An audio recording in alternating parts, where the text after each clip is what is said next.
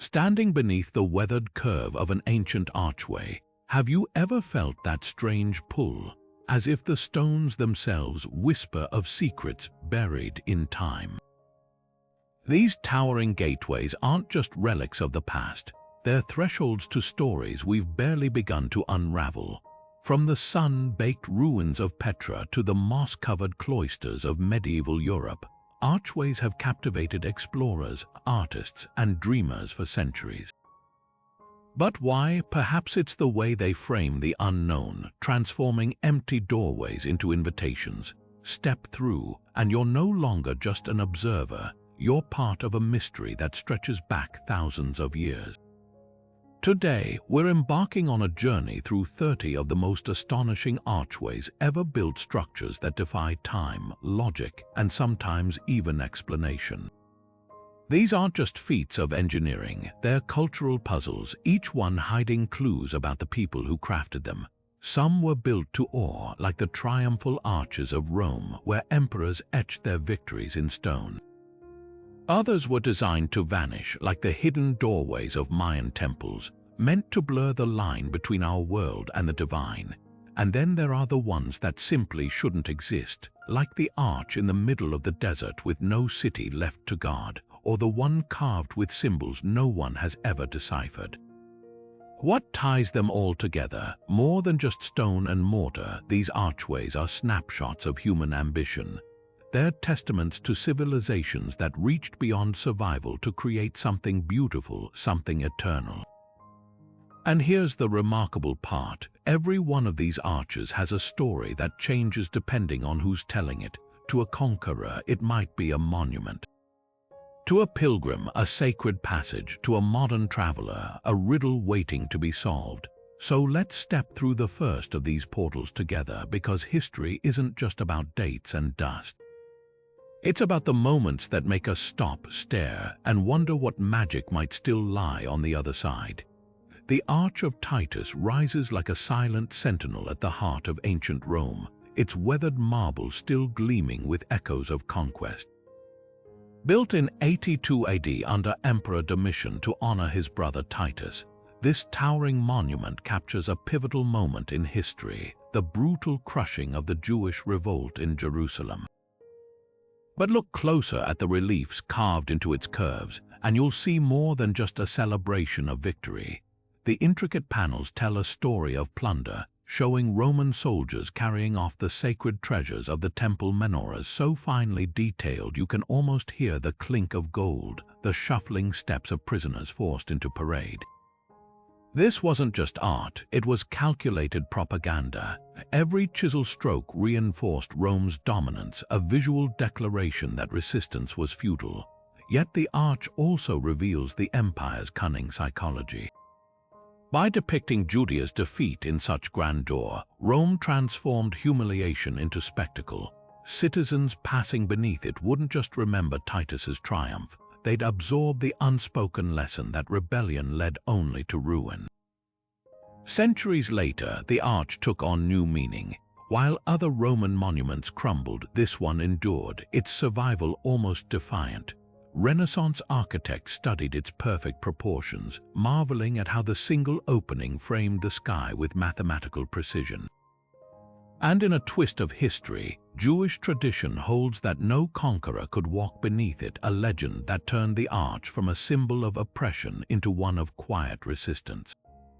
Today, sunlight still filters through the same vault that once shaded triumphant processions, but the stones whisper different stories to those who pause to listen: a general's glory, an empire's pride, a people's resilience, all carved into one immortal curve. High on the windswept Bolivian Altiplano, where the air feels thin enough to touch the stars, the gateway of the sun stands frozen mid-step between worlds. Carved from a single block of andesite weighing over 10 tons, this 12-foot-tall portal isn't just a relic, it's a riddle wrapped in celestial code. At first glance, the intricate frieze dominating its surface seems to depict a central deity, arms outstretched, flanked by 48 mysterious figures. But look closer, each groove in that weathered stone aligns with something far grander, the solstices, the equinoxes, the precise moment when Venus appears as the morning star. This wasn't mere decoration. The Tiwanaku people, who thrived here 1,000 years before the Inca, engineered their gateway as a cosmic clock, its carvings mapping the heavens with uncanny precision. What chills the spine isn't just the craftsmanship, it's the questions left hanging. How did a civilization without metal tools or written language calculate such exact astronomical alignments? Why did they vanish so abruptly around 1100 AD, leaving their city and this gateway to be swallowed by Lake Titicaca's rising waters? Local Aymara legends whisper that the arch wasn't built by human hands at all, but by giants who strode across the land before a great flood. Modern archaeologists have their own theories: climate shifts, invading forces, even seismic events that might explain the massive stones scattered like toy blocks across the site. But the real magic lies in what happens at dawn on June 21st. As winter solstice sunlight pierces the gateway's center, it illuminates the central deity's face with surgical accuracy, a feat requiring knowledge of astrophysics that shouldn't have existed here. Some researchers believe the arch served as a literal stargate, a conduit for rituals where priests communed with celestial beings. Others argue it's a sprawling agricultural calendar, its figures representing not gods but planting cycles tied to Orion's belt. One detail haunts every theory: the gateway's lower half was clearly broken off and repositioned centuries ago. Was it moved during some cataclysm, or did someone deliberately alter its alignments, scrambling a message we'll never fully decode? As the highland wind howls through that solitary opening, you can almost hear the stones murmuring, not just about the past, but about civilizations that understood time itself as something to be carved, measured, and perhaps even stepped through. In the heart of Rome, where four ancient streets once converged, stands an arch unlike any other, the Arch of Janus. Unlike the soaring single gateways of triumphal arches, this massive four-faced structure stretches outward in all directions, its quadrifrons design forming a perfect square crowned by vaulted ceilings. Each of its four identical archways faces a cardinal direction, a deliberate nod to Janus, the two-faced god of beginnings, transitions, and doorways. But why four faces instead of two? The answer lies in the Romans' genius for symbolism. Janus didn't just guard physical thresholds, he presided over the passage of time itself, able to peer simultaneously into the past and future. By quadrupling his gaze, this arch became a cosmic compass, marking not just the meeting of roads but the intersection of human lives, trade routes, and even spiritual journeys. Step inside its shadow and you're standing at the literal crossroads of history.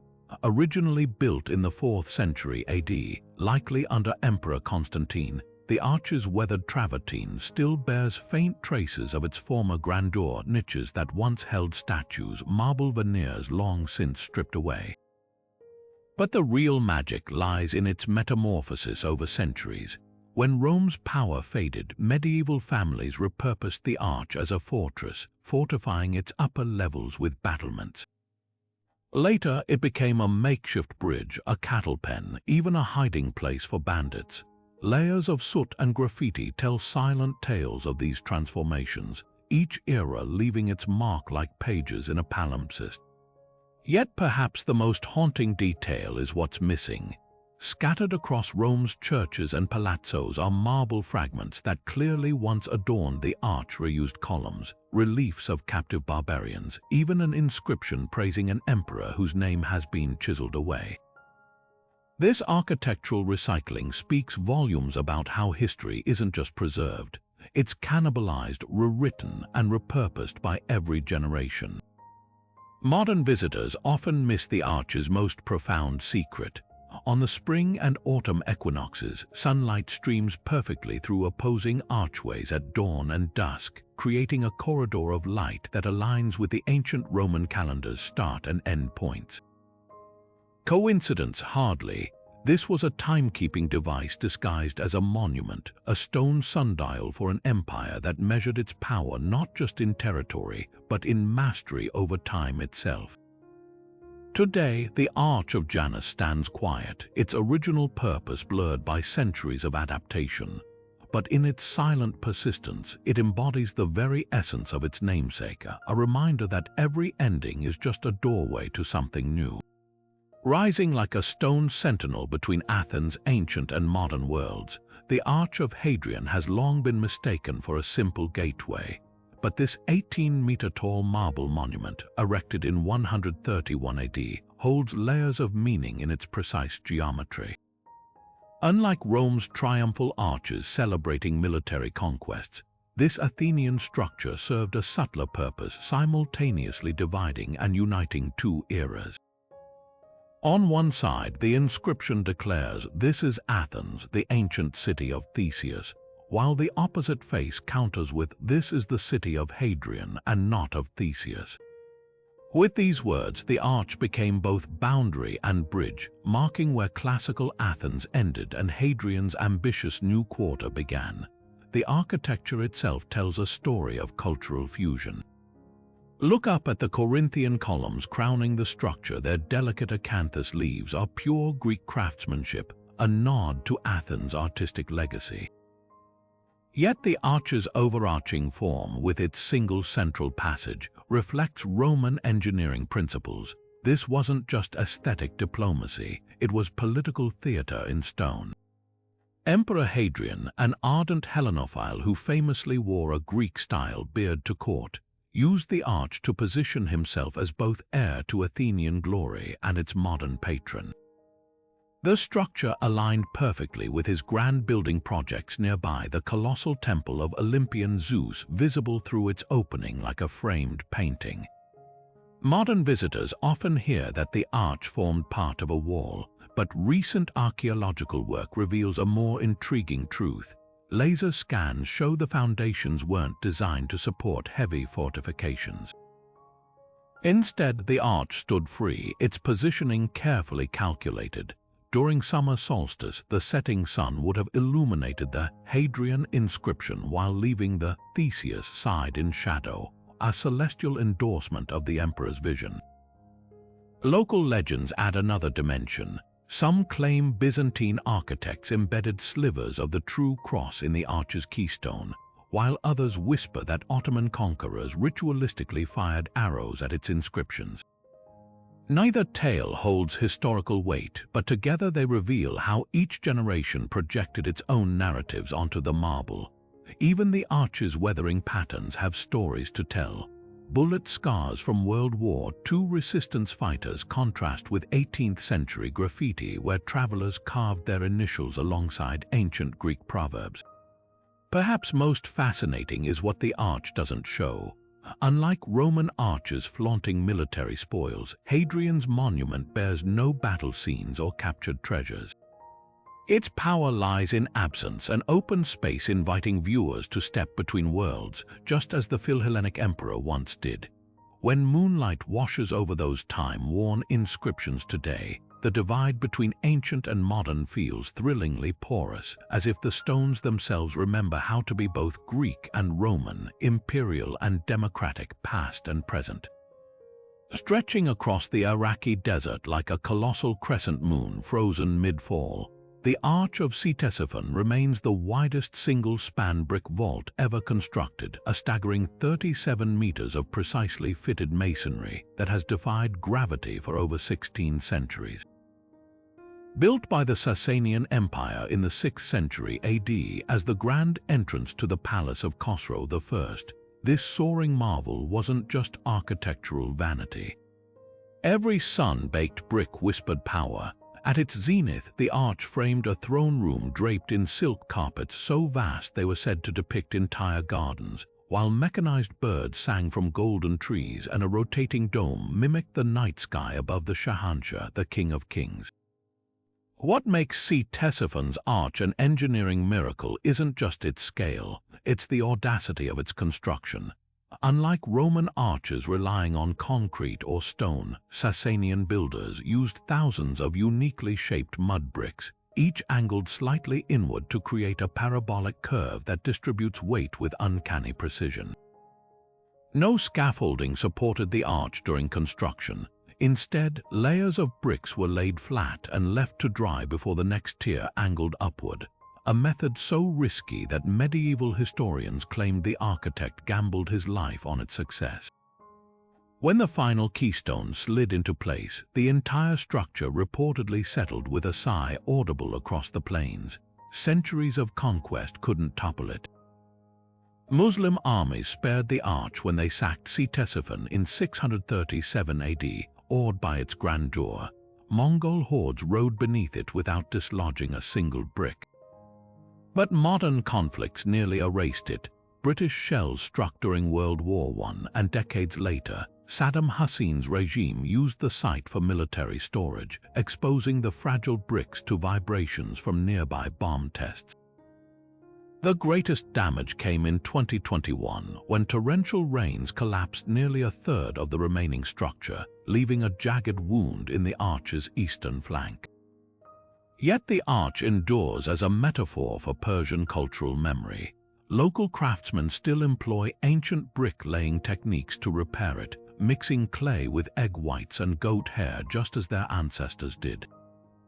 Poets write of its curve as the eyebrow of a sleeping giant, while archaeologists recently discovered faint cuneiform inscriptions hidden in the mortar, not imperial decrees, but the names of laborers who built it. That's the arch's true secret. Its resilience comes not from kings, but from the generations who refuse to let it fall. When dawn light hits the remaining bricks, they glow like embers, whispering that some thresholds aren't meant to mark endings, but to prove how much the future owes to the past. Piercing the Syrian desert sky like a row of broken teeth, the triumphal arches of Palmyra once stood as shimmering testaments to cultural fusion. These weren't mere monuments, they were conversations carved in limestone, where Greek pediments met Roman engineering and Persian ornamentation in a dazzling architectural dialect. The grandest among them, the monumental arch erected under Emperor Septimius Severus around 200 AD, stretched 13 meters high, its curvature engineered so precisely that desert winds would hum as they passed through, creating an eerie, melodic whistle ancient traders called the Song of Tadma. What made Palmyra's arches revolutionary was their refusal to belong to any single empire. Look closely at the surviving carvings in European museums, and you'll see Roman eagles perched alongside Persian griffins, Greek meanders twisting into arabesque flourishes. The columns bore inscriptions in 4 languages: Greek, Latin, Aramaic, and Palmyran, a stone-built United Nations celebrating the Silk Road's cultural exchange. Local stonemasons developed a unique technique, mixing desert gypsum with crushed mother-of-pearl to make the surfaces shimmer like mirages under the relentless sun. Then came 2015, ISIS militants intent on erasing what they called idolatrous history, strapped explosives to the arches. The world watched via grainy satellite feeds as 1,500 years of craftsmanship dissolved into dust clouds. But here's what the terrorists misunderstood. Destruction became the arch's final act of cultural fusion. Within hours, archaeologists from Oxford to Damascus were collaborating with printing specialists, using tourist photos and 19th-century etchings to create millimeter-perfect digital reconstructions. The ethical firestorm surrounding reconstruction reveals how these arches still bridge worlds. Purists argue rebuilding would whitewash the tragedy, turning scars into Disney-esque replicas. Syrian stonemasons counter that their ancestors would have expected repairs. Palmyra's original builders frequently patched earthquake damage without hesitation. Most poignant are the clandestine efforts by locals who hid fragments in their homes during ISIS occupation. Today, these palm-sized pieces of acanthus leaves and eagle talons serve as both relics and blueprints. In a twist that would have delighted Palmyra's multicultural architects, the reconstruction debate itself has become global. Italian engineers are training Syrian refugees in stone-cutting techniques, while AI researchers use machine learning to guess at lost decorative patterns. The original arches stood for connection, and now, even in absence, they're still weaving threads across continents. Perhaps true thresholds aren't defined by what remains standing, but by how far their shadows stretch. Tucked away in southern Italy's rolling hills, the Arch of Trajan at Benevento might seem like just another Roman monument at first glance. But step beneath its weathered limestone curves, and you're not just looking at art, you're reading a 2,000-year-old political manifesto carved in stone. Erected in 114 AD to celebrate the emperor's expansion of the Via Appia, this arch's true genius lies in its relief panels. Unlike typical victory arches flaunting battle scenes, these carvings showcase something far more revolutionary: Trajan's welfare state in action. One panel shows the emperor personally handing out grain to wide-eyed children while their mothers kneel in gratitude. Another depicts engineers constructing aqueducts and roads, their chisels mid-strike. Look closer and you'll spot the clever details, the way Trajan is always slightly larger than life, his hand eternally extended in generosity, while citizens are rendered with individualized features to make the propaganda feel personal, relatable. This wasn't just vanity, it was visual rhetoric engineered to reinforce loyalty. By showcasing imperial benevolence rather than military might, Trajan redefined what made a ruler great. The parallels to modern systems are uncanny. That grain distribution scene, it's essentially an ancient version of food stamp programs with the emperor as the ultimate benefactor. The infrastructure panels mirror today's political campaigns touting job creation through public works. Even the arch's location was strategic, planted at a bustling crossroads where travelers would spread word of Trajan's kindness across the empire. But here's the twist archaeologists recently uncovered. Infrared scans revealed traces of pigment, proving these scenes were originally painted in vivid colors: the emperor's cloak crimson, the wheat golden, making the propaganda literally dazzling. Beneath layers of grime, they found subtle chisel marks altering expressions. Some grateful faces were originally skeptical until Trajan's sculptors adjusted them. Modern leaders still use Trajan's playbook. Think of photo ops serving meals at soup kitchens or groundbreakings for new bridges. The arch's real legacy isn't in its stones, but in proving how effectively imagery can shape perception of power. When sunset hits those reliefs just right, the shadows bring the carvings to life, reminding us that the line between governance and theater has always been thinner than we'd like to admit. What makes Benevento's arch truly timeless is its honesty, in showing us not just what Trajan did, but how desperately he wanted to be seen doing it. The stones confess something all governments know: real power isn't just about controlling armies, but mastering narratives. 2 millennia later, we're still stepping through that same arch, only now the propaganda comes in pixels instead of marble. Twisting upward like a stone scroll unfurled against the sky, the Arch of Galerius in Thessaloniki turns architecture into epic poetry. Built in 298 AD to celebrate the emperor's crushing victory over Persia, this monument's genius lies not in its stature, though its 4 massive pillars still tower over modern traffic, but in how its spiral friezes transformed conquest into collective memory. Imagine an illiterate farmer from the Macedonian countryside approaching this arch 15 centuries ago. He wouldn't need to read Latin to understand Galerius's triumph. The story unfolded in visceral stone panels wrapping around the structure like a cinematic reel. Here, Persian soldiers tumble from war elephants in chaotic tangles. There, Galerius raises his lance in slow-motion glory while kneeling captives offer surrender. Each scene flows into the next with deliberate rhythm, the equivalent of a modern director's storyboard. This was history weaponized. Unlike Roman arches that generalized victories through symbolic figures, Galerius's arch chronicled specific battles with documentary precision. Archaeologists have matched certain panels to actual engagements, like the brutal clash at Satolla, where Persian King Narseh reportedly fled so hastily he left his harp behind.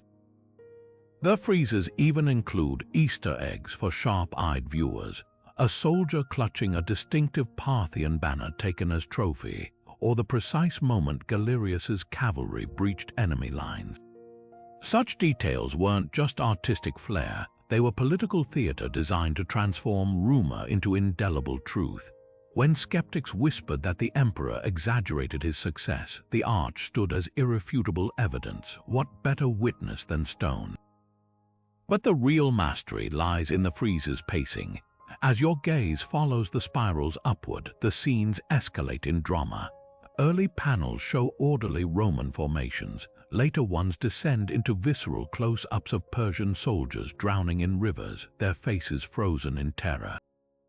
This wasn't accidental composition. The sculptors manipulated perspective the way filmmakers control camera angles, low shots to make Galerius loom larger, overhead views to emphasize the sprawl of his victories. Even the arch's curvature played a role. Walking beneath it, the panels seemed to move past you like a parade, immersing viewers in the emperor's version of events.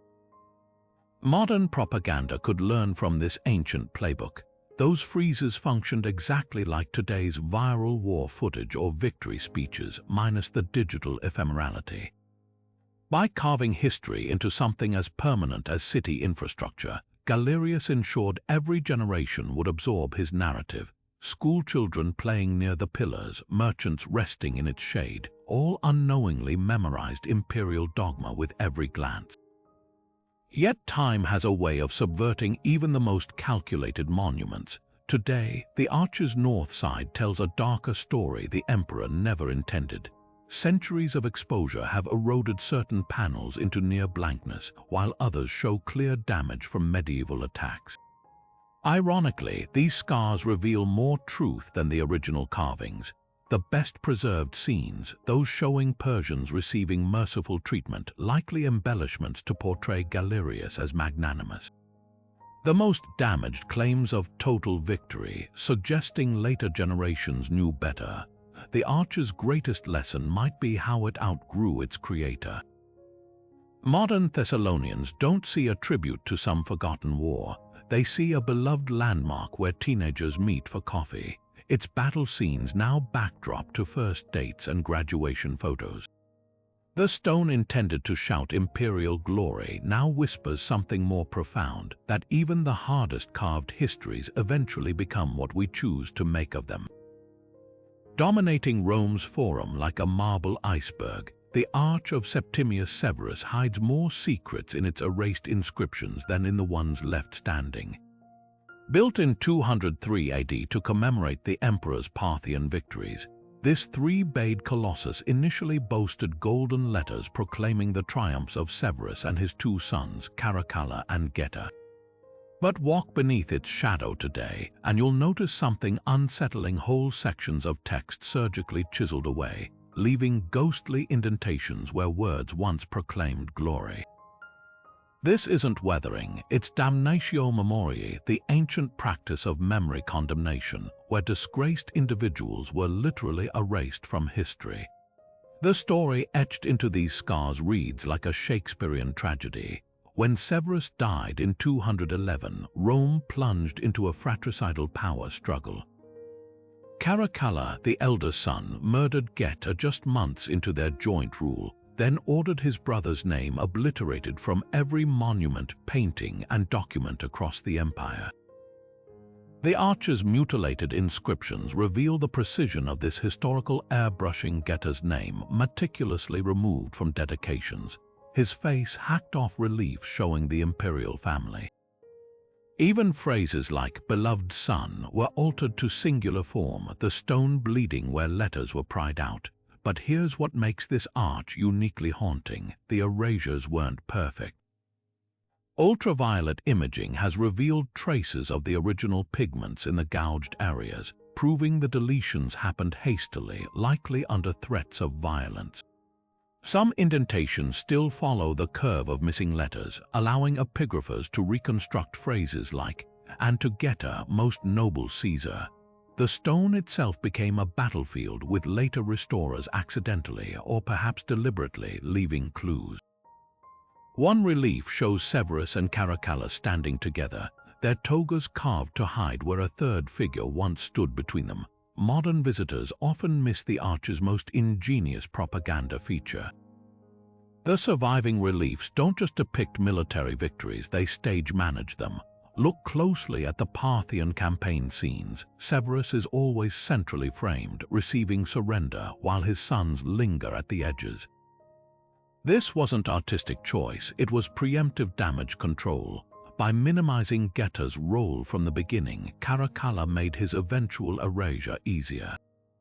Even the arch's positioning was calculated, planted where triumphal processions entered the forum, ensuring maximum visibility for its ever-changing narrative.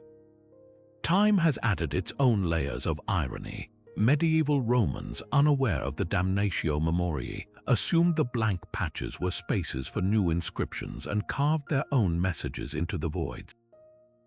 Today, bullet marks from Mussolini's fascist rallies pockmark the same panels where Geta's image once stood, a reminder that rewriting history is a game every era plays. The arch's true legacy isn't in its grandeur, but in its scars. They whisper a warning every ruler ignores at their peril. Stone may be eternal, but memory is always under construction. On the sun-baked plains of northern Morocco, where the Rif Mountains fade into rolling farmland, the arches of Volubilis stand as stone sentinels to a forgotten crossroads of empires. Unlike the imperial grandeur of Rome's arches, these North African relics wear their hybrid heritage with pride, their curves softened by local craftsmanship, their inscriptions peppered with Berber phrases alongside polished Latin. The Arch of Caracalla, erected in 217 AD, dominates the site with its weathered majesty, but lean in closer. The columns aren't just Roman Corinthian. Their capitals twist with subtle palm motifs, a nod to indigenous artisans who blended classical orders with North African symbolism. Step through this arch and the ground itself tells stories. The surrounding ruins burst with mosaics so vivid they seem wet.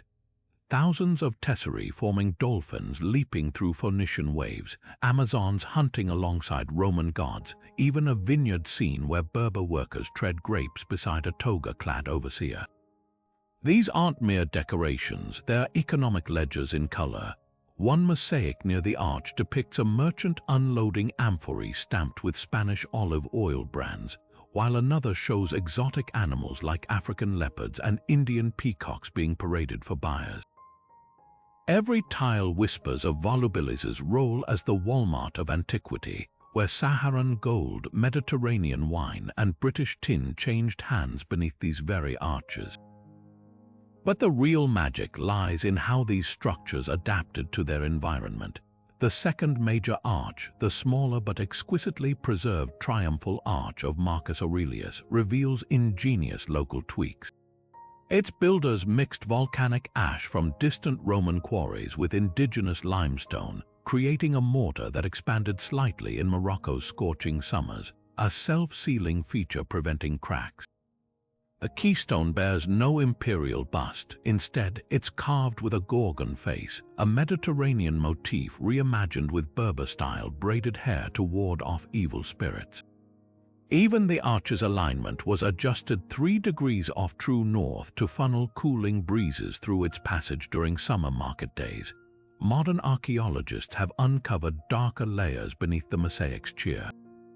Excavations reveal that after Rome's grip weakened in the 3rd century, local rulers systematically defaced certain imperial inscriptions, but left the arches themselves standing. Why? Because these weren't just symbols of occupation, they'd become vital waypoints for trans-Saharan caravans. A recently deciphered Berber graffito on Caracalla's arch sums it up: "The Romans built it, but we made it ours." Today, storks nest atop the arch's cornices, their stick-built homes mirroring the mix of permanence and impermanence that defines Volubilis. When sunset turns the stones gold, you can almost hear the echoes of haggling in a dozen languages. the creak of camel caravans passing through not as subjects, but as inheritors of a space that refused to be just Roman, just African, but something gloriously in between. Looming over the ruins of Jamila like a marble giant among peasants, the Arch of Caracalla tells a story of imperial power and the stark divide between those who ruled and those who built. Erected in 216 AD in what was then Cuicul, this soaring monument straddles the city's main thoroughfare with an almost comical disparity. On one side, the arch's intricate Corinthian columns frame a bustling marketplace. On the other, cramped stone dwellings cling to hillsides, their soot-stained walls whispering of lives spent in the emperor's shadow. What makes this Algerian arch extraordinary isn't just its preservation. It's the frozen snapshot of urban inequality it reveals. Cuicul was a planned city, its grid laid out with military precision to showcase Roman order. But while the arch's friezes trumpet Caracalla's military victories in Germania, archaeologists have unearthed a telling detail. The homes nearest the monument lack basic amenities like running water or heating, despite lying mere meters from aqueducts that fed the governor's palace. The stones themselves betray this tension. The arch's marble was imported from quarries 500 miles away, while local builders used nearby sandstone for civilian housing, a deliberate visual hierarchy separating the privileged from the populace. Recent excavations have added darker brushstrokes to this picture. Beneath the arch's foundation, workers discovered votive offerings, not to Roman gods but to indigenous Berber deities. This suggests the builders, likely local laborers, quietly embedded their own beliefs into the emperor's vanity project. Even the arch's orientation carries subtext. While most Roman triumphal arches face east toward the rising sun, Jamila's points southeast, directly aligning with the winter solstice sunrise over the nearby temple of Septimius Severus. Some scholars believe this was a nod to the emperor's claimed solar divinity. Others argue it reflects Berber astronomical traditions co-opted for imperial propaganda. The true genius of Jamila's arch lies in its contradictions. Its reliefs show Caracalla receiving tribute from German chieftains, but the barbarians wear distinctively North African cloaks. A visual sleight of hand suggesting local artisans slyly recast the emperor's northern campaigns as allegories for subduing their own people. Meanwhile, the arch's underside bears faint scratches from centuries of cartwheels, reminding us that for all its grandeur, this was still part of a working city where farmers hauled goods beneath the emperor's stone gaze. Today, as sunlight filters through the arch's curves, it casts shadows that stretch all the way to modern urban divides. The same imperial strategies echo in gated communities dwarfing favelas or gleaming skyscrapers towering over shantytowns.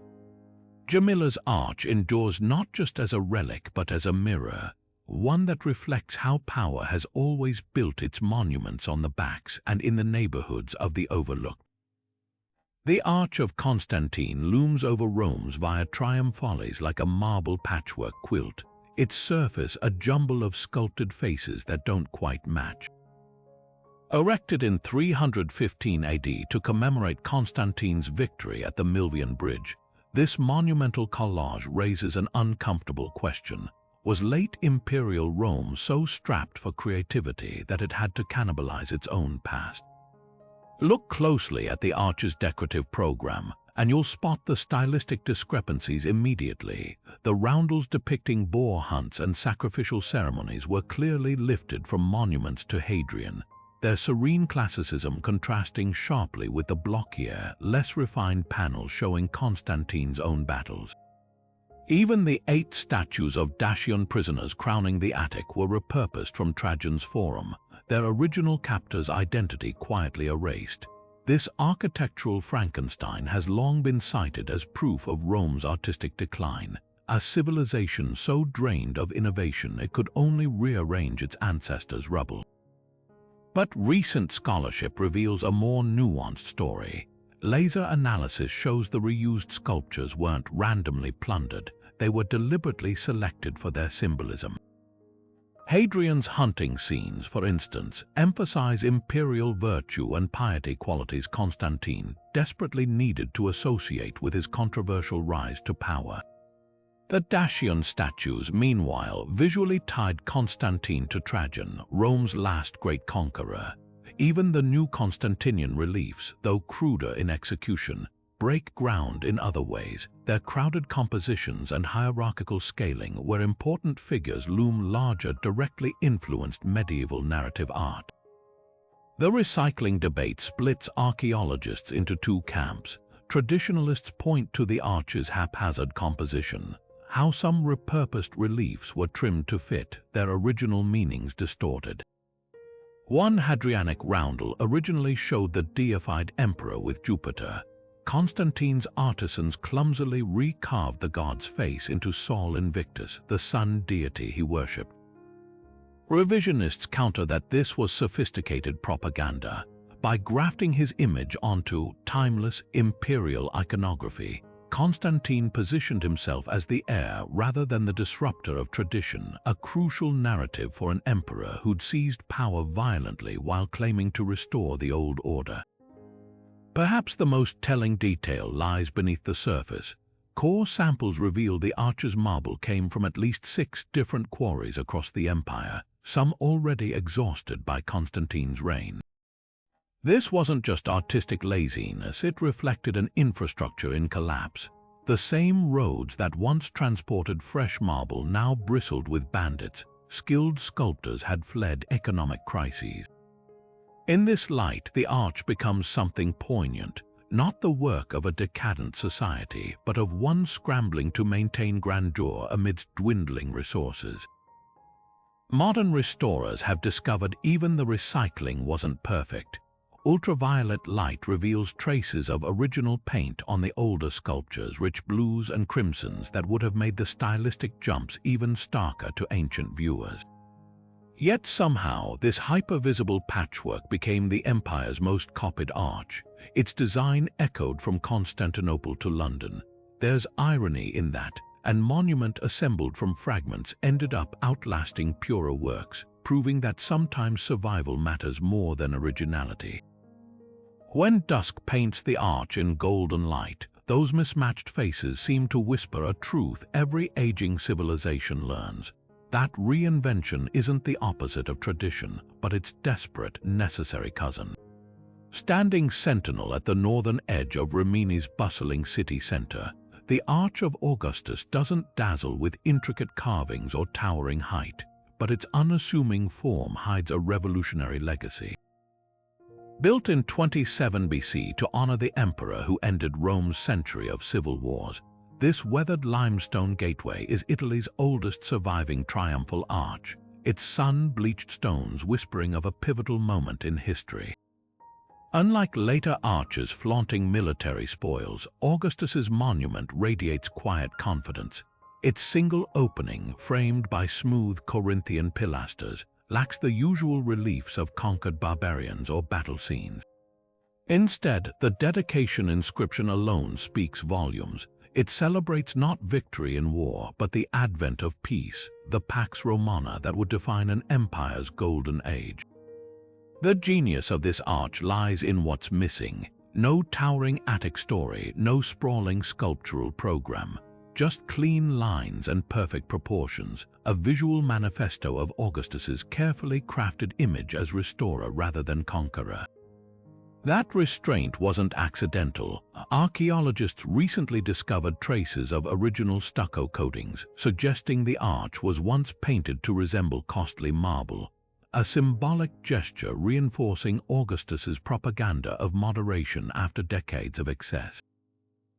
The alignment, too, carried meaning. Positioned at the terminus of the Via Flaminia, Rome's vital northern artery, travelers entering its shadow literally stepped from the chaos of republic into the order of empire. 16 centuries later, that same simplicity would spark an architectural revolution. When Renaissance polymath Leon Battista Alberti studied the arch in the 1450s, he didn't see provincial plainness, he recognized a mathematical harmony that became the blueprint for his Tempio Malestiano down the street. Alberti's sketches reveal how Augustus's arch taught him a radical lesson. True grandeur came from geometry, not ornament.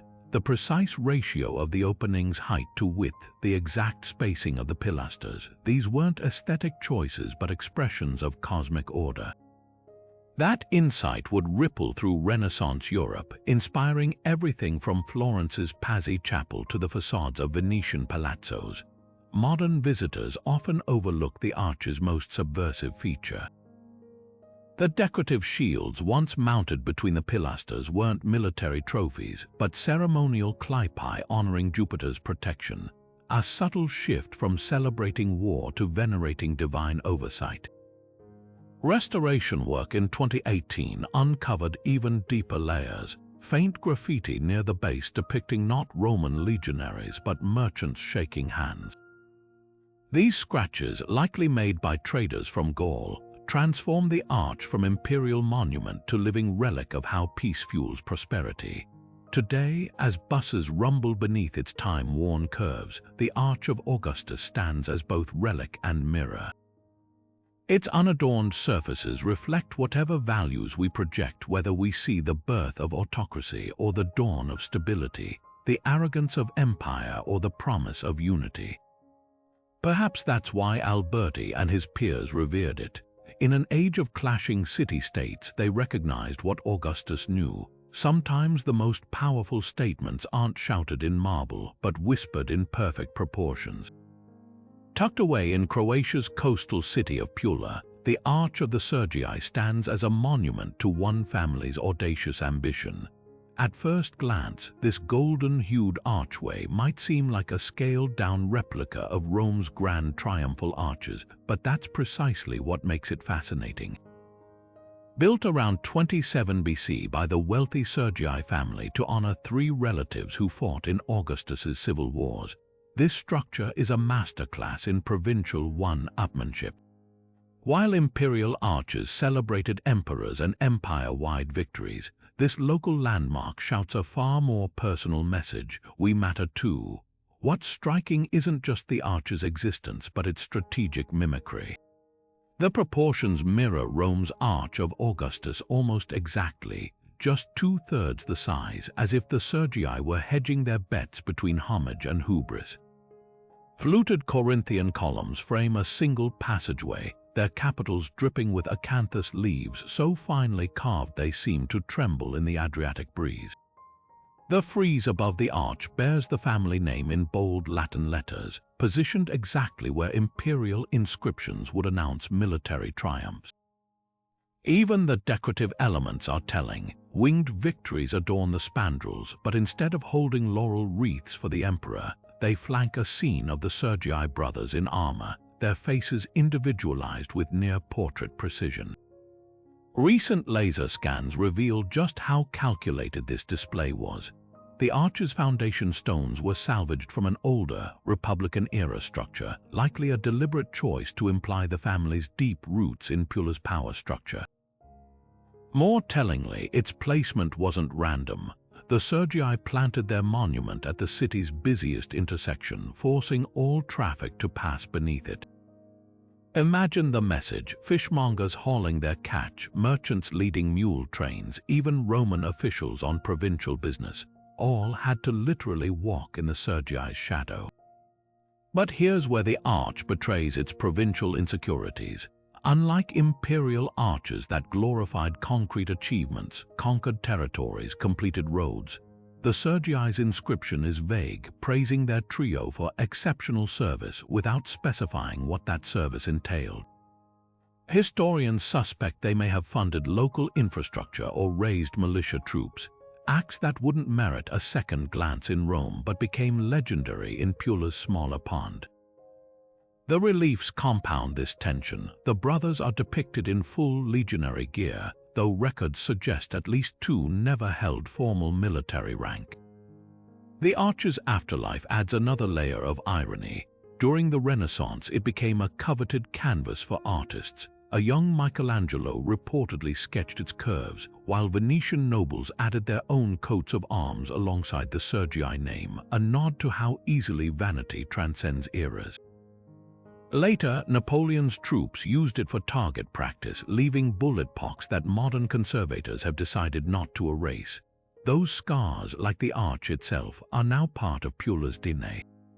Today, as cafe tables sprawl across the square beneath its curves, the Arch of the Sergii feels less like an ancient relic and more like a mirror. In an age of Instagram influencers and hometown heroes, its message resonates uncomfortably well. Greatness is often just confidence carved in stone. The Sergii didn't need an empire, just enough ambition to make their corner of the world remember their name. And judging by the tour groups still craning their necks upward 2,000 years later, it worked. Rising from Jordan's golden sands like a row of stone guardians, the arches of Gerasa modern-day Jerash tell a story of ancient cities jostling for prestige in the shadow of empire.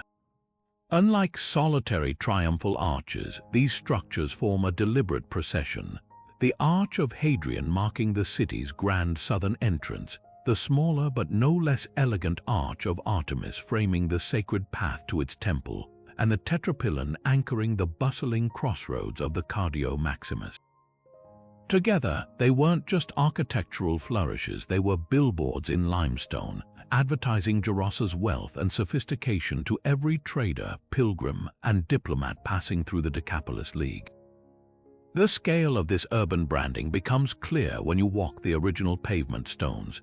Hadrian's Arch, erected during the emperor's visit in 129 AD, soars 11 meters high with a central opening flanked by two smaller ones, a design choice that subtly echoed Rome's own triple arches while allowing traffic to flow uninterrupted.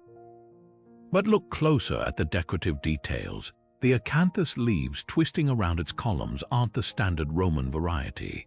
They're carved with local flora like oleander and Jordanian iris, a quiet declaration that Gerasa was no mere provincial copycat.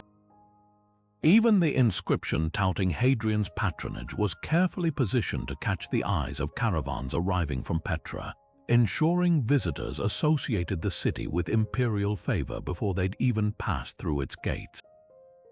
Half a kilometer north, the Arch of Artemis plays a different game. Dedicated to the city's patron goddess, its elegant proportions and lighter stonework create a visual rhythm leading pilgrims toward the temple complex. Archaeologists recently discovered that its columns were originally painted in vibrant blues and golds, making them gleam like beacons against the arid landscape, a deliberate contrast to the earthy tones of surrounding buildings. This was celestial marketing. By physically guiding the faithful toward sacred sites, the arch reinforced Gerasa's reputation as a spiritual hub in a region crowded with rival Decapolis cities like Philadelphia and Damascus. The real masterstroke, however, lies in the tetrapylon. This four-way arch at the city's commercial heart wasn't built to honor emperors or gods, but to solve a practical problem. Its four identical facades allowed merchants from every direction to see their own reflection in its symmetry, a psychological trick that made foreign traders feel equally welcome whether they arrived from Syrian deserts or Mediterranean ports. Excavations beneath its foundations revealed something even cleverer.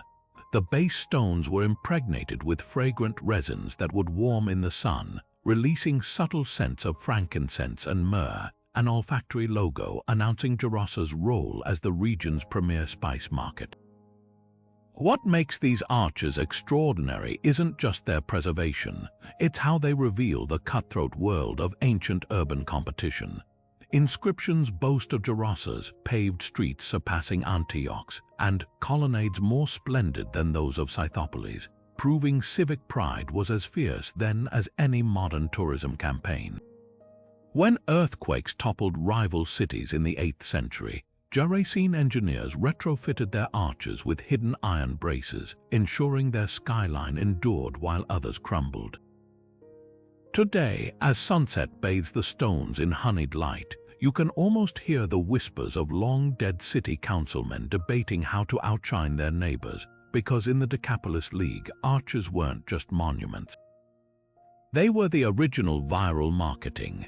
Rising from Tripoli's bustling martyrs square like a time traveler caught between worlds, the Arch of Marcus Aurelius wears its layered history with quiet defiance. Erected in 165 AD to celebrate Rome's victories over Parthia, this solitary marble arch somehow survived 17 centuries of conquest by doing what few monuments dare. It became useful. What began as a typical triumphal monument, its reliefs showcasing the philosopher-emperor receiving submissions from bearded barbarians, gradually transformed into something far more intriguing: a military stronghold, a prison, even a private villa's courtyard, each era leaving its mark without fully erasing the last. Ottoman engineers in the 16th century saw not a relic but a strategic asset. They encased the arch's elegant Roman columns within fortress walls, turning what was once imperial propaganda into an actual defensive structure. Walk around its base today, and you'll spot the telltale joins where honey-colored Libyan limestone meets the arch's original Proconnesian marble, a literal stone-by-stone metaphor for cultural adaptation. The Ottomans even repurposed the arch's interior vault as a gunpowder storage room, its ceiling still blackened by centuries of smoke from soldiers' lanterns. But the real magic lies in the details modern restorers have uncovered. When Italian archaeologists removed layers of plaster in 1938, they found Arabic calligraphy from the Fatimid period delicately carved alongside Roman laurel wreaths. Later, radar scans revealed something even more surprising. The foundations incorporate chunks of a Phoenician temple that stood on this spot long before Rome's arrival. This arch isn't just a palimpsest of civilizations, it's a silent negotiator between them, its stones whispering compromises. During the brutal siege of Tripoli in 1551, when the Knights of Malta bombarded the city for weeks, the arch-turned fortress became a lifeline. Its Roman marble, far harder than local stone, deflected cannonballs that shattered surrounding Ottoman walls. A journal from a Maltese knight describes the frustration of seeing their munitions glance off the old pagan arch like pebbles, unwittingly echoing the complaints of Parthian arrows 15 centuries earlier. Today, the arch stands incongruously between a pizza parlor and a modernist bank, its north face still pockmarked from 20th century colonial skirmishes. Libyan schoolchildren learn its official history as a Roman relic, but oral traditions tell different stories of how its shadow marks the spot where Ottoman governors held open-air courts, or how anti-Italian resistance fighters used its hollow attic as a secret meeting space. The most poignant detail, in 2011, protesters gathered beneath it during the Arab Spring, draping its ancient curves with revolutionary banners. For a few fleeting weeks, this 2,000-year-old monument became once again what Marcus Aurelius first intended, a stage for people rewriting their own history. What makes Tripoli's arch extraordinary isn't its survival, but its stubborn refusal to be just one thing. Where other Roman arches became museum pieces, this one kept working as fortress, as canvas, as rallying point, proving that true endurance means evolving without forgetting. The bullet scars from 42, the Ottoman brickwork, the faint Phoenician numerals scratched near the base, none cancel out the others. Together, they form a quiet manifesto that no civilization truly falls if its monuments learn to speak new languages. Tucked away on Rome's Caelian Hill, where cobblestone alleys twist like ancient footpaths, the Arch of Dolabella stands as a monument to practicality masquerading as grandeur. Built in 10 AD by the consuls Dolabella and Silanus, this unassuming travertine arch wasn't erected to celebrate military victories or imperial ego. It was literally plum work. Originally serving as a support structure for the Aqua Claudia aqueduct, its chunky, unadorned piers once bore the weight of thousands of gallons of water daily, channeling life into the city's baths and fountains. There's something almost comical about its no-nonsense design. The flat, undecorated voussoirs, the absence of triumphal reliefs, the way its single opening perfectly frames a mundane modern streetlight today. This wasn't architecture meant to inspire awe, it was infrastructure dressed in arch-shaped clothing. Yet time has a way of rewriting purpose. By the Middle Ages, the aqueduct had crumbled, leaving Dolabella's arch stranded like a forgotten prop. That's when the reinvention began. 16th century romantics, mistaking its simplicity for austerity, spun tales of early Christian martyrs passing beneath it on their way to execution. Artists like Piranesi etched its form into lavish vedute, exaggerating its proportions to match the Renaissance ideal of noble ruin. The arch's most bizarre transformation came in 1631, when the Barberini family incorporated it into their defensive walls, crowning it with a crenellated parapet that clashed hilariously with its original utilitarian character, like grafting a suit of armor onto a plumber's wrench.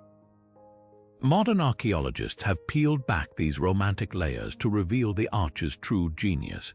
Laser scans show grooves along its interior curve where lead pipes once nestled, while weather patterns on the stone confirm which sides were perpetually damp from splashing water.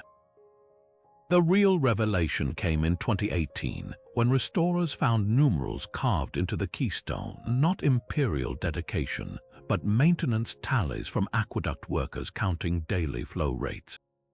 These scratches tell a different story, not of emperors or artists, but of municipal laborers making sure Rome didn't go thirsty.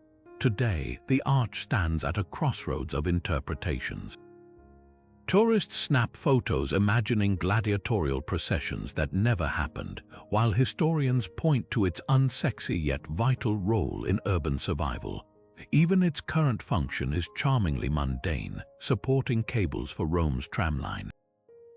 Maybe that's the lesson etched into its weathered stones, that history doesn't just belong to the grand and glorious, but to the quiet workhorses that kept civilizations flowing. As twilight softens its edges, the Arch of Dolabella whispers a truth few monuments dare admit. Sometimes the most enduring legacy is simply holding things together.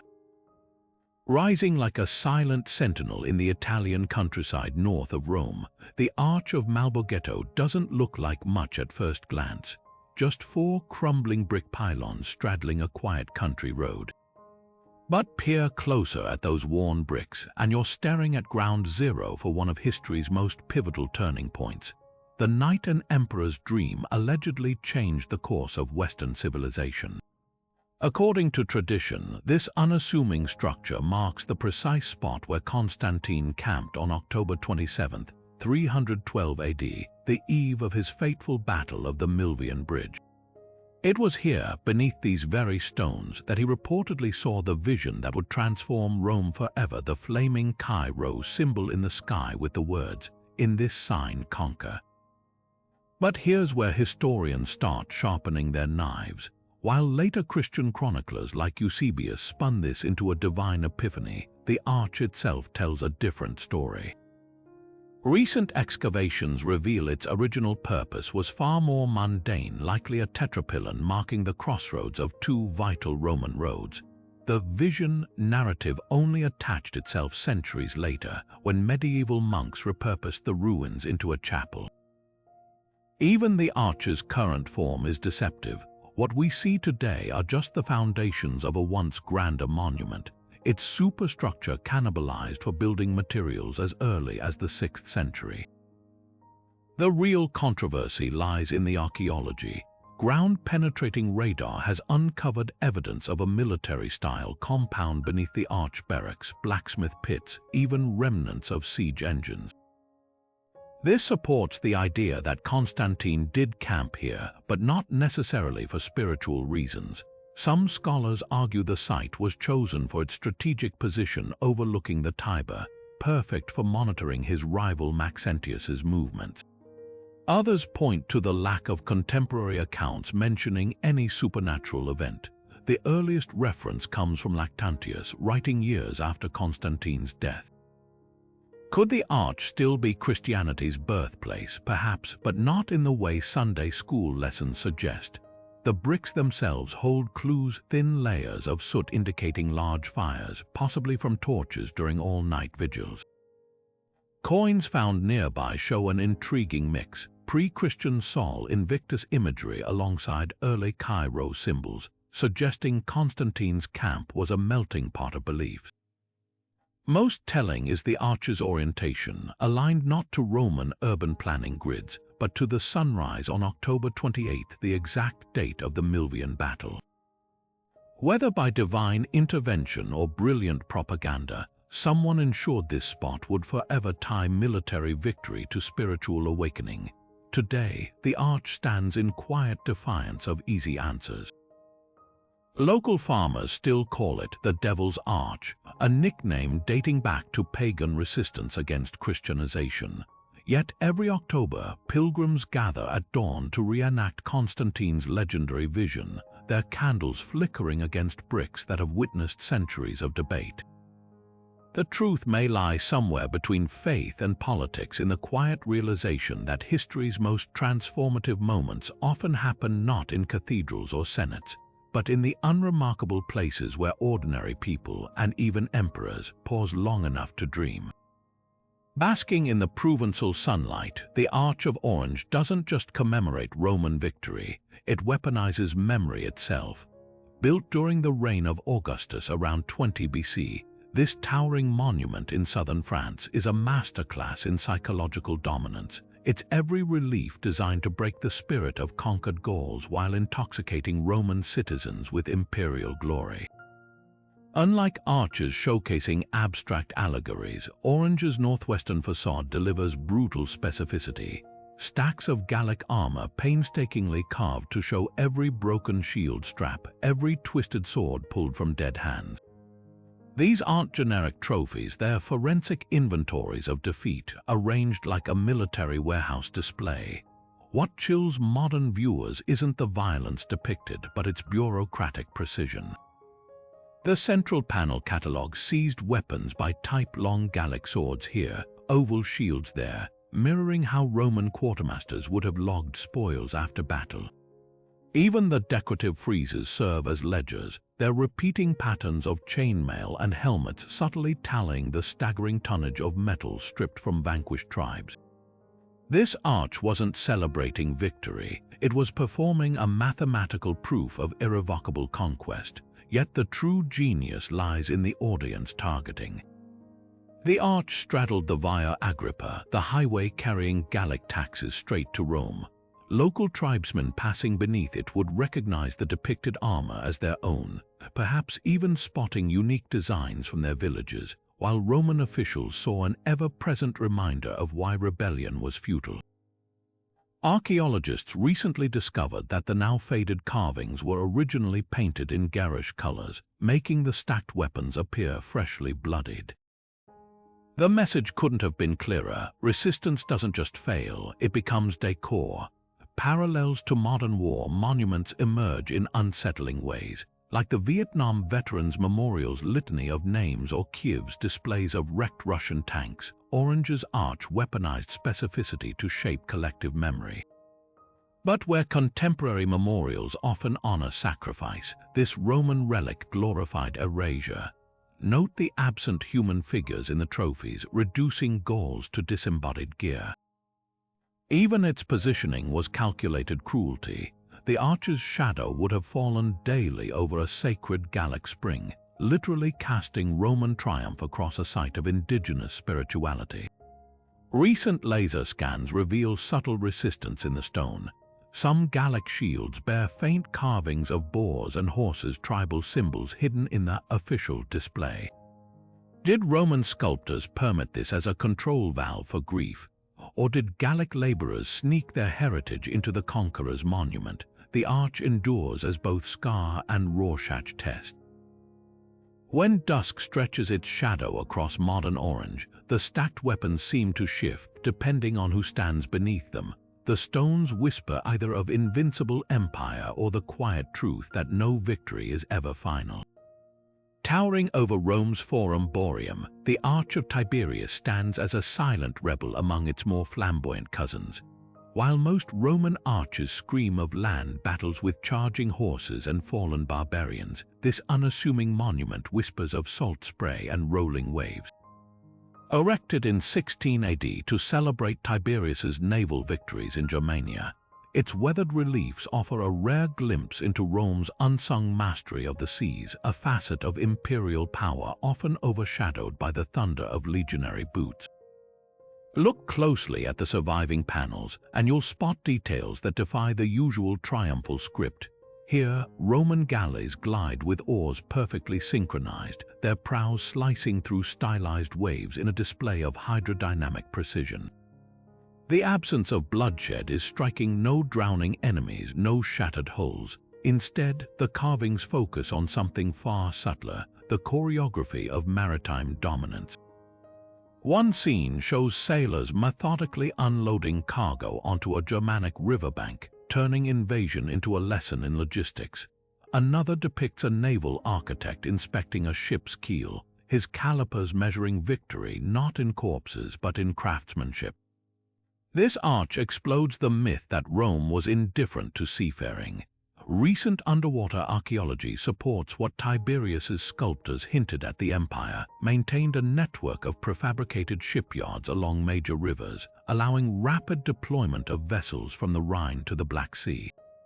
The arch's alignment reinforces this narrative. Positioned near Rome's ancient river port, its shadow would have fallen across docks where North African grain ships unloaded. Every sunset, traders from Alexandria and Carthage walked beneath reliefs showing Roman ships thriving in northern waters far from the Mediterranean's familiar tides. What truly sets this monument apart is its psychological calculus.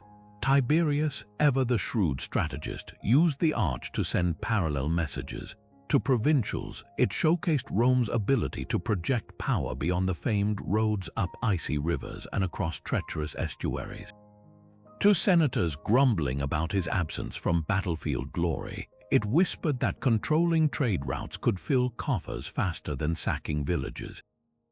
Even the materials spoke volumes. The travertine was sourced from quarries near the Tiber's mouth, a nod to how river networks were the empire's hidden bloodstream. Modern historians have only recently decoded the arch's most ingenious feature. The naval scenes aren't arranged chronologically, but follow the sequence of the moon's phases, a sly reference to how Roman fleets timed operations around tides. It's a reminder that for all their martial pomp, the empire's real genius lay in marrying force with fundamentals. When dawn light filters through the arch's single opening today, it illuminates not just stone but a forgotten truth. Rome didn't just march to power. It sailed. Rising like a stone sentinel in Verona's bustling Piazza del Erbe, the Arch of the Gavii masquerades as just another Roman relic, until you notice how its shadow stretches precisely toward the winter solstice sunset. Built in the 1st century AD as a private family tomb, this unassuming arch holds a celestial secret. Its narrow opening frames the dying light on December 21st like a key sliding into a lock. While emperors built arches to shout their glory across empires, the Gavii family crafted theirs as a silent conversation with the stars. The genius of this arch lies in its dual identity. Publicly, it mimicked imperial monuments with its Corinthian columns and Latin inscriptions honoring deceased relatives. But step through its passage, and you're standing inside a meticulously calibrated astronomical instrument. Archaeoastronomers recently discovered that the interior cornice aligns with the Pleiades star clusters rising in early November, the exact time when ancient Romans celebrated the Festival of the Dead. The family name Gavius itself may be a pun on the Latin gava, meaning to rejoice or watch over, suggesting they saw their arch not just as a tomb, but as a celestial observatory linking generations. This blurring of public and private space reveals much about Roman social climbing. The arch's location at a major crossroads forced all of Verona to engage with the Gavii's legacy daily. Yet its north face bears a subtle difference, a small niche holding a now missing bust, visible only to family members approaching from their nearby villa.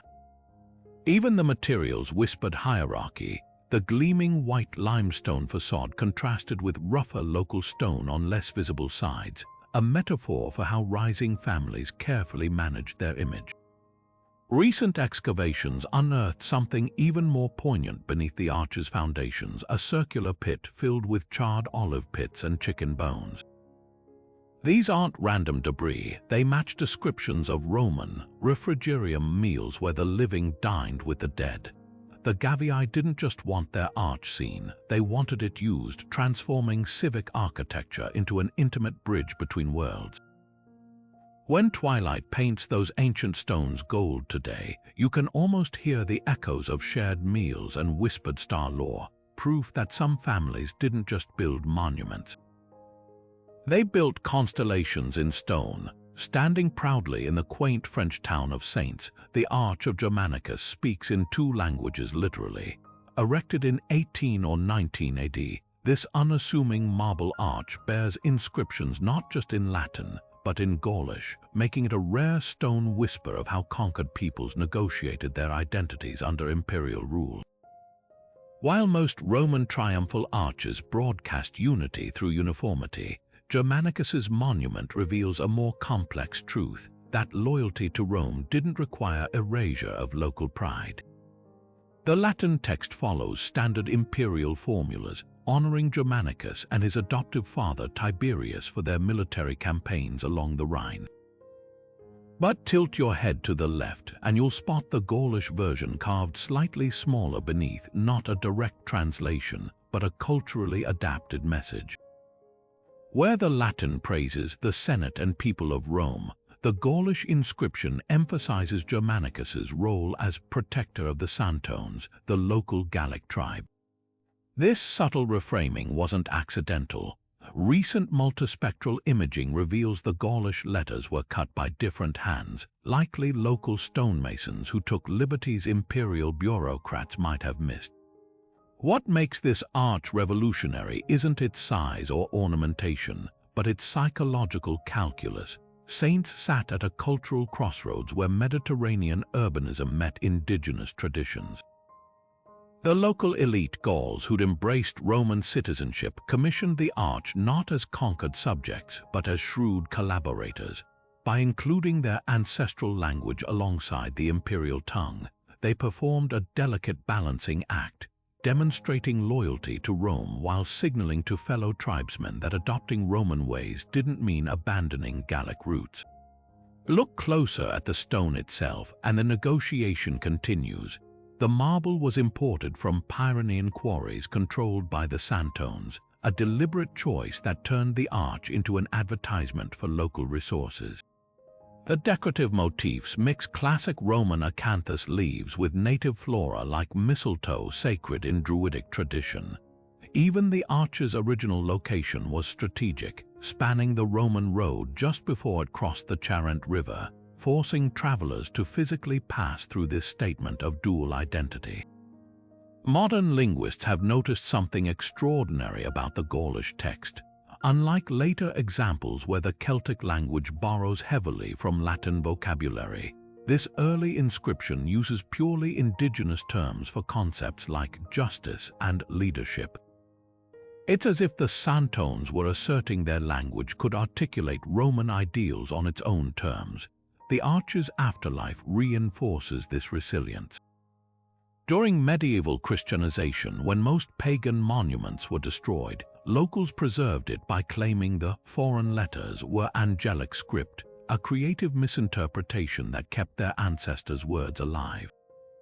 Today, as schoolchildren on field trips trace their fingers over those bilingual grooves, the Arch of Germanicus stands as more than a relic. It's a millennia-old lesson in how cultures don't so much collide as they converse, finding ways to honor both the conqueror's tongue and the songs of home. When afternoon light slants through its opening, the shadows cast two interlocking scripts, neither eclipsing the other, both telling the same story differently. Tucked away near Rome's bustling Tiber River docks, the Arch of the Argentarii isn't an arch at all, it's a sleight of hand in stone.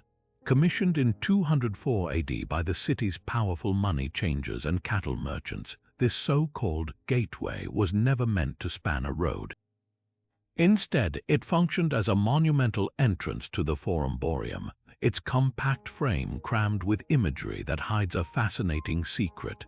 some of the earliest known Christian symbols smuggled into Rome's pagan heart. At first glance, the arch's relief seems standard fare for the Severan dynasty, Emperor Septimius Severus and his family bathed in divine light, sacrificial processions honoring Jupiter, and the inevitable pile of captured Parthian weapons. But look closer at the lower right panel, where a bull is being led to slaughter. The attendant's face bears none of the usual stoic detachment. Instead, his eyes are upturned, his posture almost reverent. This subtle shift mirrors early Christian catacomb art depicting the sacrificial lamb, a deliberate visual parallel that would have screamed heresy to pagan authorities but whispered hope to covert believers.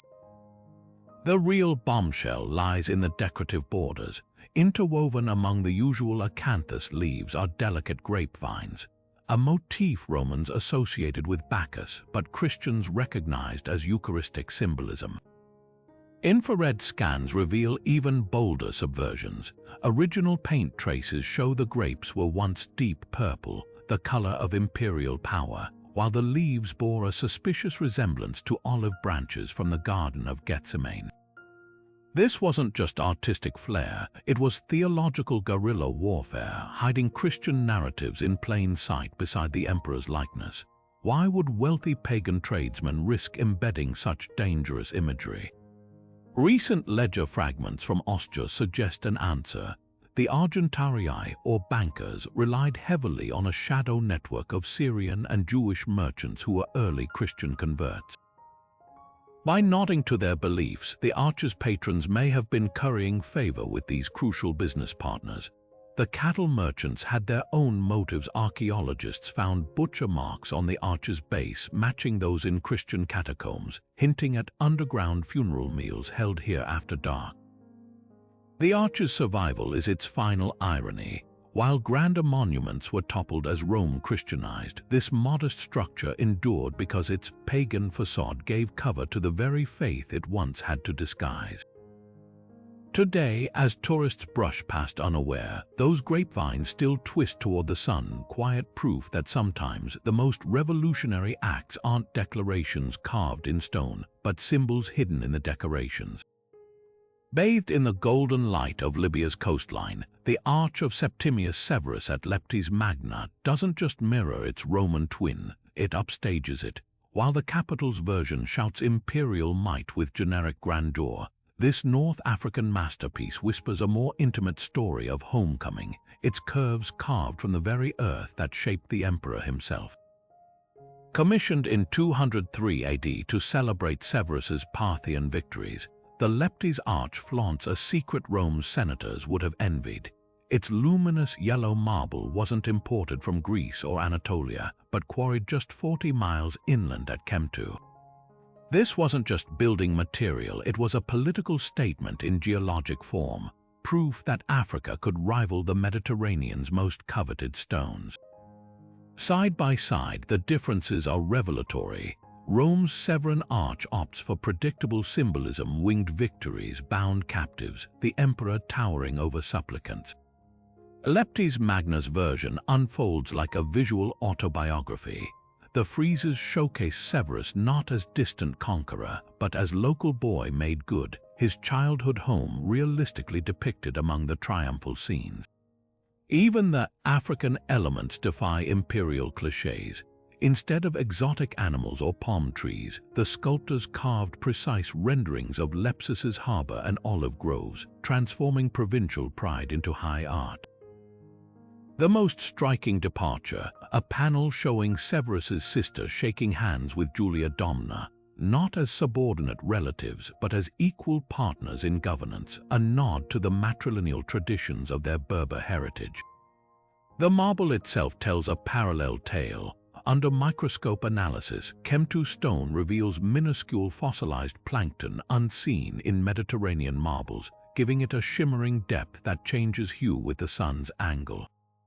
Roman architects typically hid such flaws, but Leptis's craftsmen highlighted them, polishing select areas to catch the light while leaving others rough to emphasize the stone's organic origin. This wasn't just aesthetics, it was raw material nationalism. When midday sun hits the arch's eastern face, the entire structure seems to glow like desert sand, visually binding Severus's triumphs to his homeland's geology. Modern conservators have uncovered even bolder statements beneath centuries of grime. Infrared scans reveal traces of purple dye in the marble's natural veins, intentionally enhanced to mimic imperial porphyry, a clever workaround since only Egyptian quarries could legally produce the real thing. The arch's proportions also break sharply with Roman convention. Its central opening is slightly wider than prescribed by Vitruvian standards, a subtle rebellion against architectural orthodoxy that created space for elaborate civic processions unique to North African traditions. What truly sets this arch apart is its afterlife. Where Rome's version became just another monument in a crowded forum, Leptis Magna's remained the emotional heart of the city even after its abandonment. 10th century Arab historians wrote of caravans making detours to camp beneath its shadow, believing the Severus depicted there was the legendary Afriki Sultan from their oral histories. Today, as archaeologists painstakingly reassemble columns toppled by centuries of Mediterranean winds, the stones still smell faintly of the sea salt that once seasoned Severus's childhood, an aroma no Roman marble could ever replicate. The message endures: empires may demand conformity, but stone remembers where it came from. Rising from Algeria's sun-scorched plains like a stone blueprint, the Arch of Trajan at Timgad doesn't just mark an ancient city's entrance, it whispers the secrets of urban design so revolutionary, its fingerprints are still visible in the streets beneath our feet. Built in 100 AD as the Grand Gateway to Thamugadi, this soaring monument anchored one of Rome's most audacious social experiments. A perfectly square colony laid out with geometric precision, its grid of streets intersecting at exact right angles beneath the watchful gaze of Trajan's arch.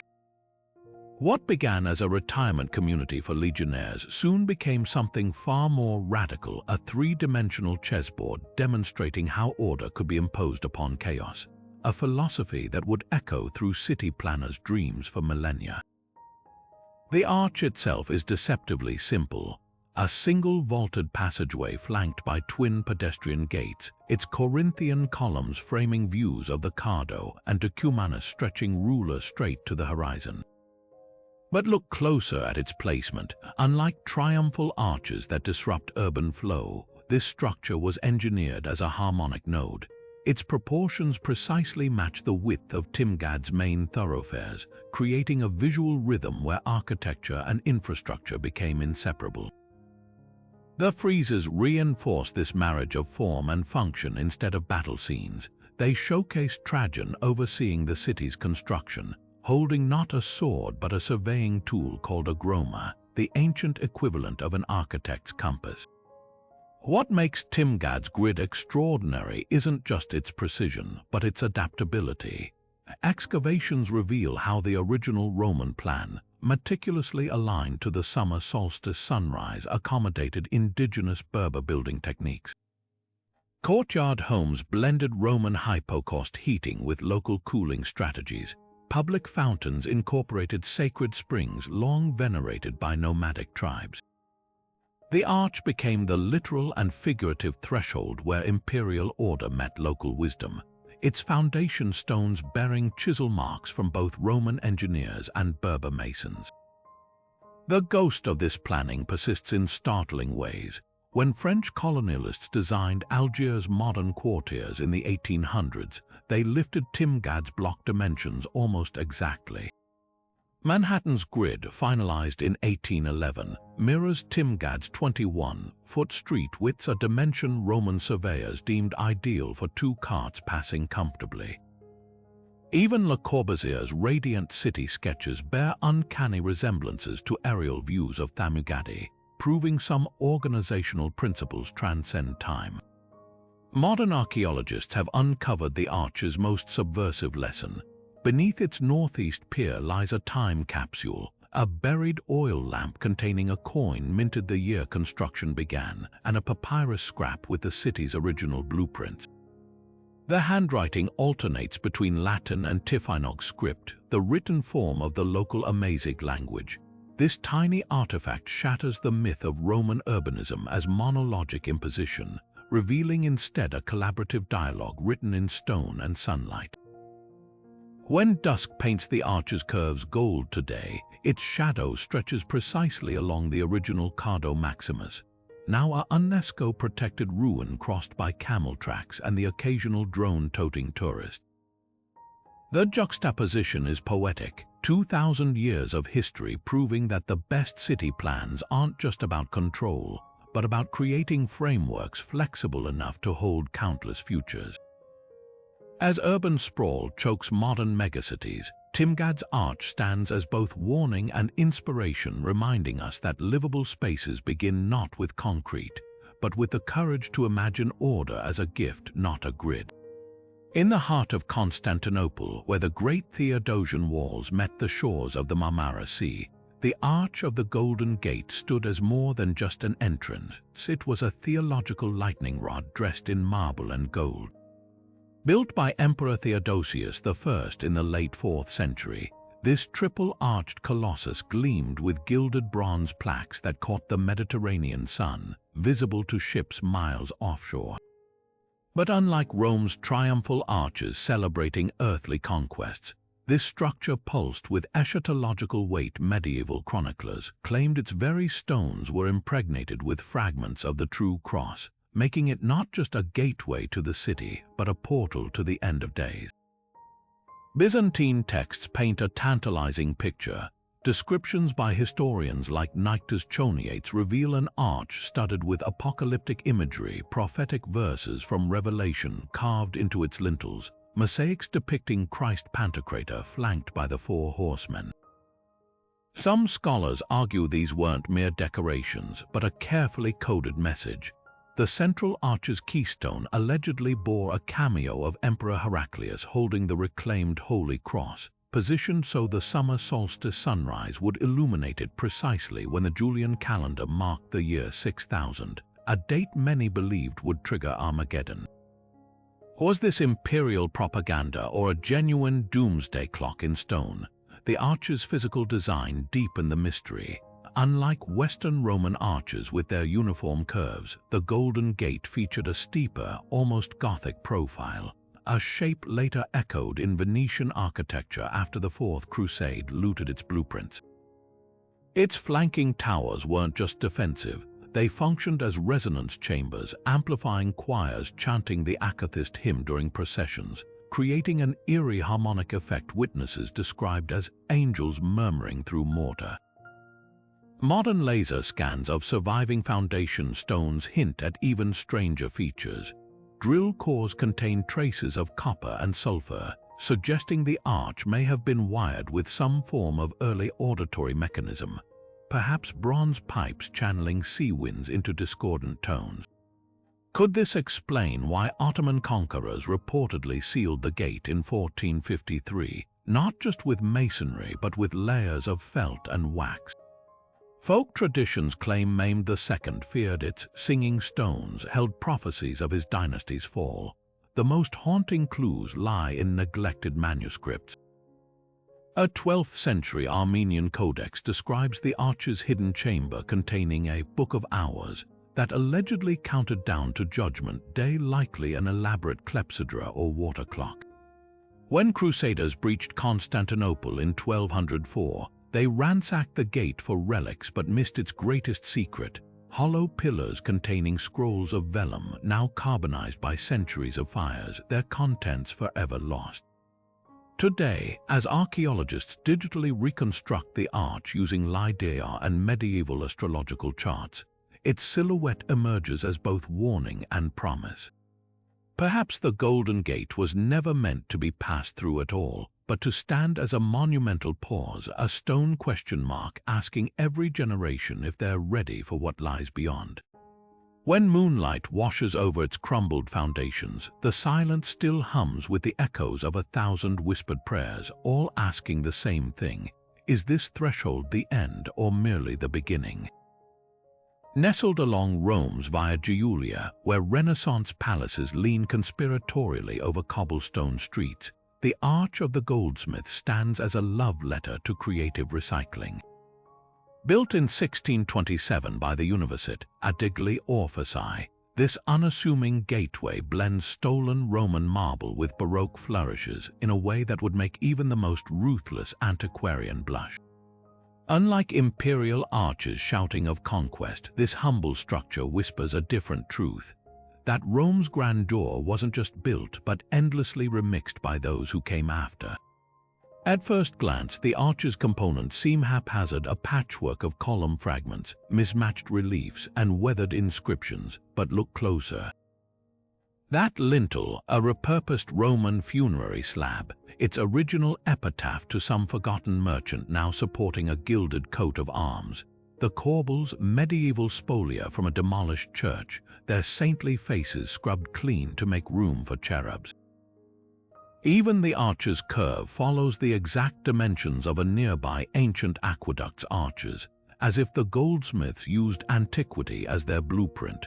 What makes this arch extraordinary isn't its size or artistry, but its audacious hybridity.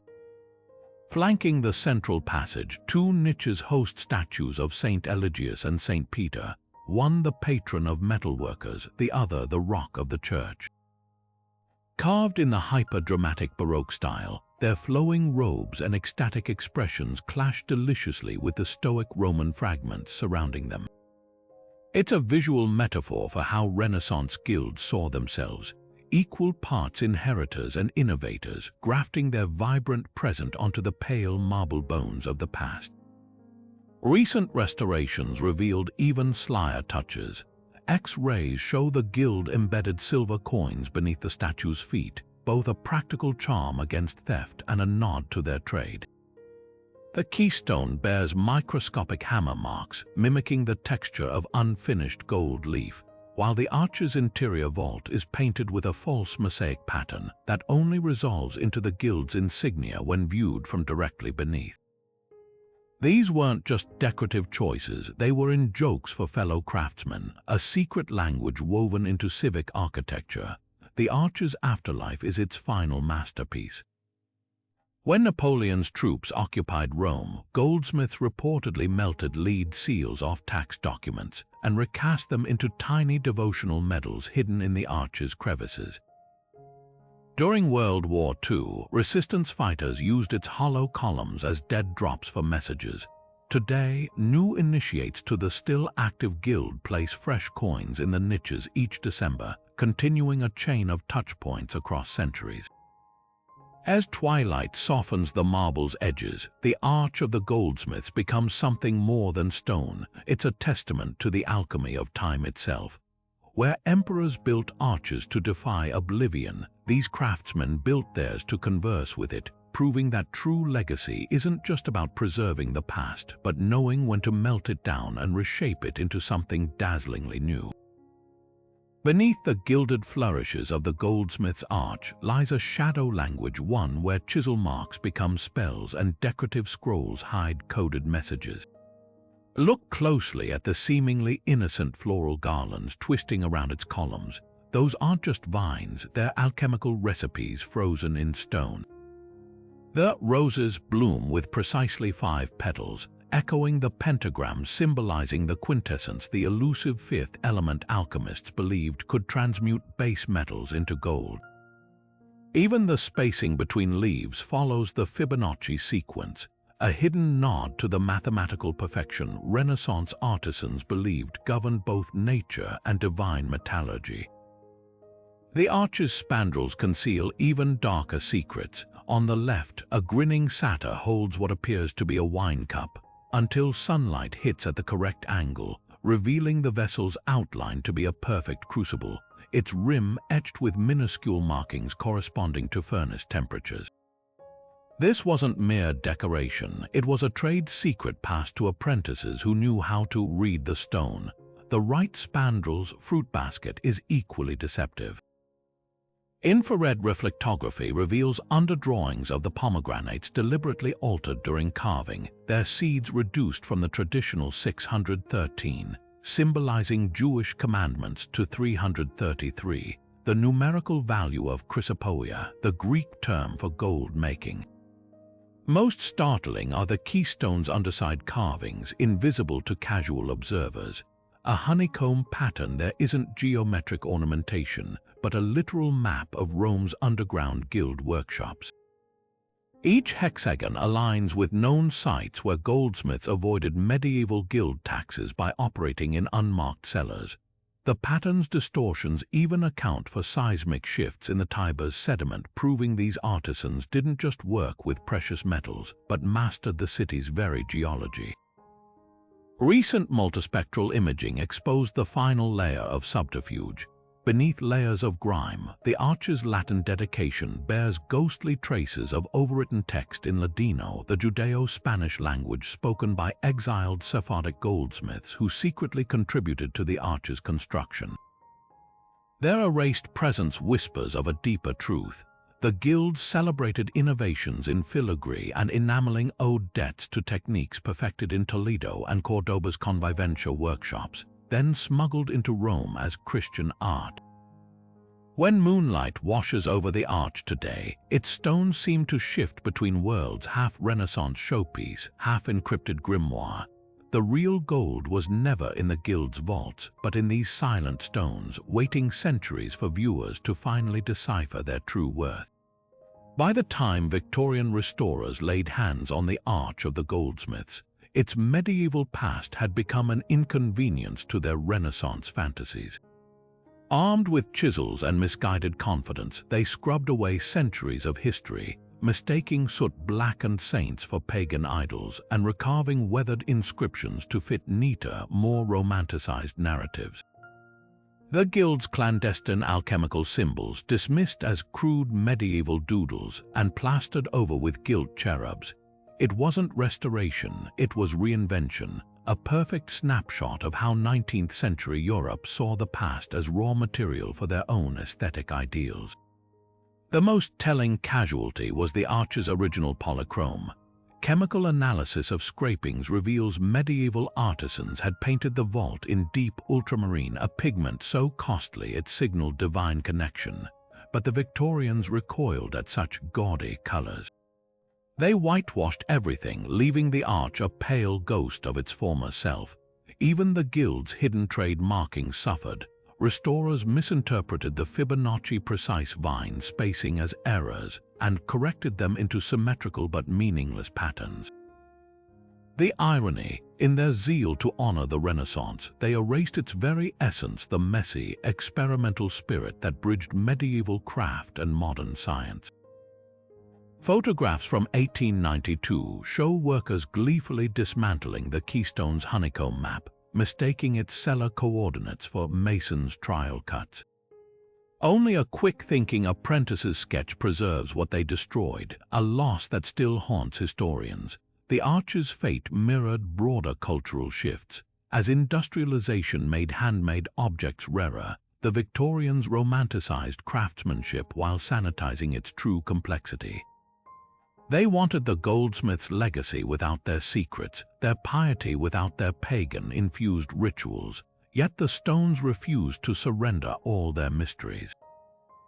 During a 2021 lightning strike, a chunk of Victorian stucco sheared away, exposing the original Ladino inscriptions beneath. The arch had been patiently waiting, its true stories pressed between layers like gold leaf in a medieval manuscript. Perhaps that's the final lesson of this patchwork monument. History isn't a static thing to be preserved or corrected, but a living conversation where every generation leaves marks, some careful, some careless, all part of the story. Now, as conservators debate whether to remove the Victorian additions or keep them as part of the arch's layered biography, the guild's arch stands as both warning and wonder-proof that even the most determined rewritings can't erase what the stones remember. From the propaganda-laden curves of Rome's triumphal arches to the stargate precision of Bolivia's gateway of the sun, these 30 portals prove that stone can speak volumes about the civilizations that shaped them. Each archway we've explored isn't just a relic.